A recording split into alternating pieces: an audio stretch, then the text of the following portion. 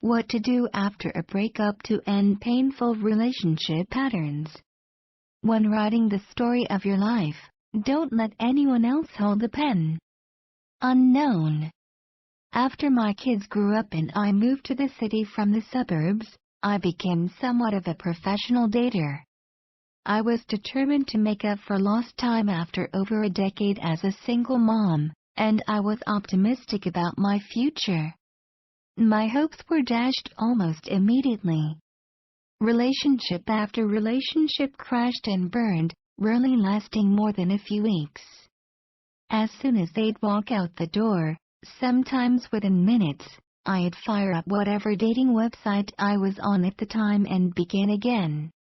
I'll never forget writing a new profile with a box of Kleenex on my lap and taking breaks to cry.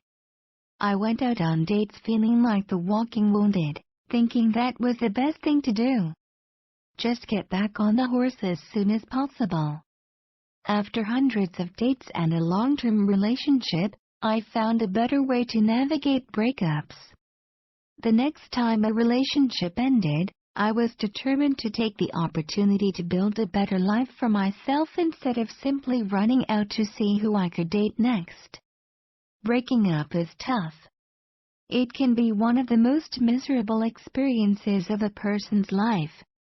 If you're going through a breakup, it's important to give yourself the chance to process it emotionally. If you take the opportunity to understand your part in creating the experience, you stand a much better chance of having a more fulfilling relationship next time around. The first thing to do is mourn the relationship. This is not popular advice, but it is good advice. We all want to get to the good part, and this is definitely not it. The thing is, if you don't do it, you'll have a mess on your hands that will infect your future if it's not cleaned up. Not taking the time to grieve is like throwing your dirty laundry in the closet and never washing it. It gets it out of the way for the time being, but it's a poor long-term strategy. Ancient cultures honored the practice of mourning. In their wisdom, they understood that mourning is part of life and helps us to heal. We've lost that in our day, but I think that mourning can be truly beneficial. When your relationship has ended, set aside some time to be alone and sit down. Cry, journal, yell, really let yourself feel what's going on inside you. Face the fact that your relationship has ended and feel the anger, sadness, loneliness, and hopelessness, whatever comes up. You may be afraid that you'll never come out of it, but you will. Locate the feelings in your body and welcome them as best you can. Lie down and put your hands on the place in your body where you feel intense emotion. It may be your chest, your stomach, or your throat. Practice breathing white light into these places and visualize them healing. Plan to spend at least a couple of days on this. Resist the urge to rush out with your friends, go back to dating, or hit the bars right now. There will be plenty of time for that later. See this through so that it doesn't lurk in your heart, and once you're done, you will be done. Please treat yourself with compassion during this time. Take long baths, get plenty of sleep, and be sweet to yourself. As tempting as it may be to numb out with drinking, eating, shopping, or whatever your distraction of choice may be, try to minimize this. Waking up with a hangover, a stranger, or a huge credit card bill will only add to your troubles. A breakup is the perfect time to do some soul-searching. You'll have some alone time and your emotions will be front and center. Since breakups are so painful, I hope that you'll take this opportunity to discover how to make your life better in the future. Once you've mourned the loss of your relationship, take some time to evaluate all of your most significant relationships.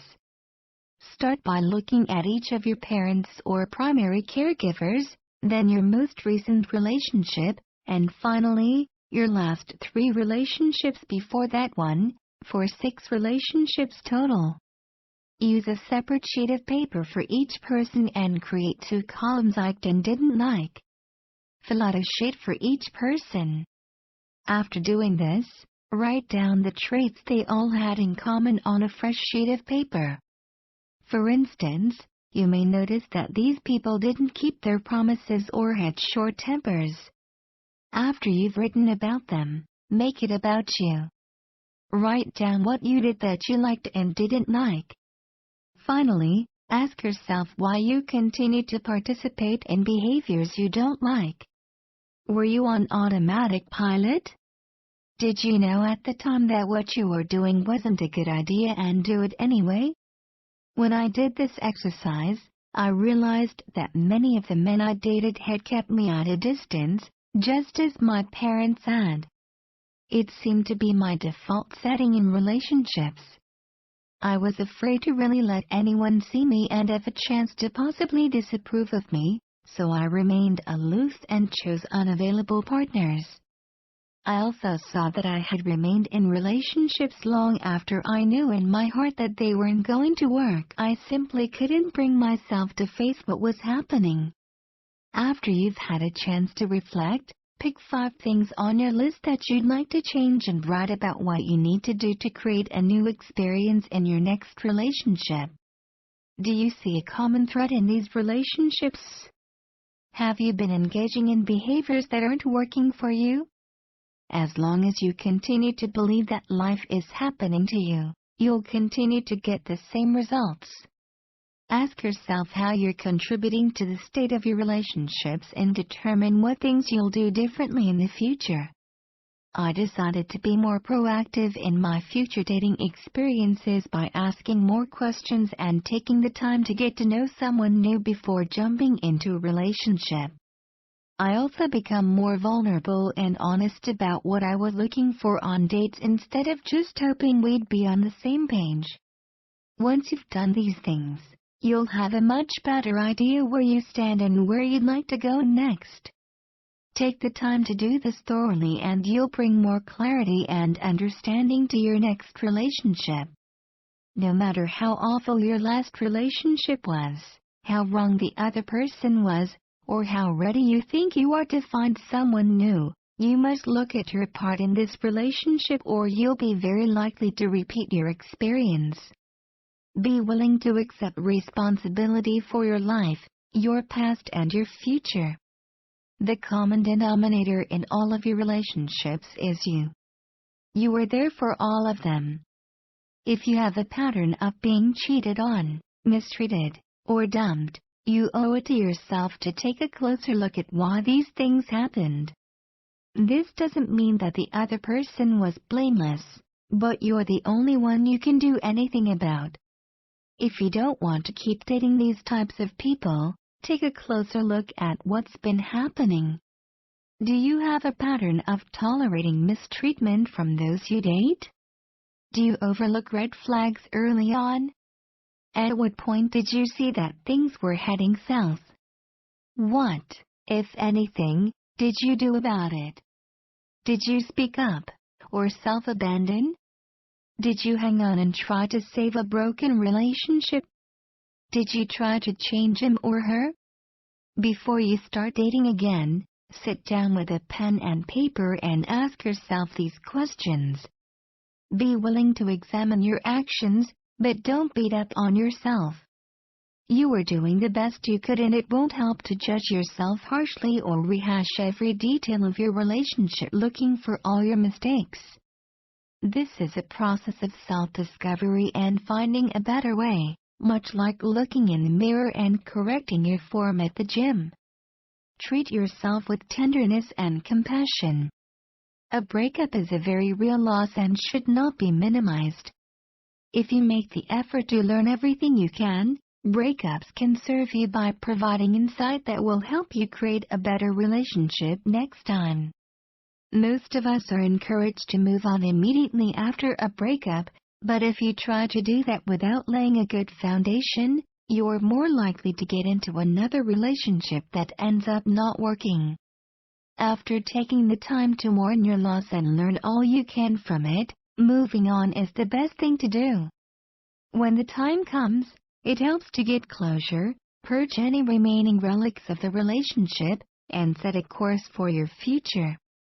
First, write a goodbye letter to your ex. No need to mail it. This can just be for you, or sit in a chair with another chair facing you where you can imagine him or her sitting and have a conversation for closure. Get everything out and don't hold back. This is for you. You don't want to carry these thoughts and feelings with you into the future, so deal with them now. Next, go through your home and pack up all of your ex's belongings, gifts he or she gave you, and any reminders of the relationship. Set a date on which you resolve to begin dating again. Take photos for an online profile, buy new clothes, new bedding, or get a new hairstyle or a makeover. Do something new, take up a hobby, make new friends. Finally, sit down and write a paragraph about what you want your next relationship to be like. How would you like to feel in this relationship? Write about what kind of person you want to be with. Don't hold back, write down everything you would like to experience. Going through a breakup is one of the hardest things we humans face.